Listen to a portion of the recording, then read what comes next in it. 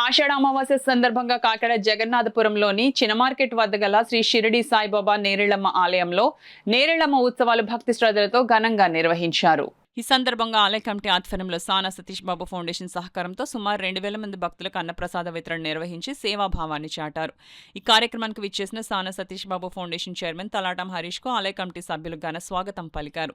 కార్యక్రమంలో విశిష్ట అతిథులుగా బడే కృష్ణ, పినిశెట్టి సురేష్, ఎస్ అప్ను, చౌడపల్లి తాతాజీ, ఓలేటి విజయ్ కుమార్, కొప్పాడ రమేష్ తదితరులు పాల్గొన్నారు. అతిథులను ఆలయ కమిటీ సభ్యులు సాదరంగా ఆహ్వానించి సత్కరించారు. ఉత్సవాలకు పెద్ద సంఖ్యలో విచ్చేసిన భక్తులు శాంతియుతంగా అన్నప్రసాదాన్ని స్వీకరించి ఆలయ సేవా కార్యక్రమాన్ని అభినందించారు. ఈ సందర్భంగా కొప్పాడ రమేష్ ఆలయ కమిటీ సభ్యులు మాట్లాడుతూ సానా సతీష్ బాబు ఫౌండేషన్ అందించిన సహకారంతో సుమారు 2,000 మంది భక్తులకు అన్నప్రసాదాన్ని అందించగలిగామని తెలిపారు.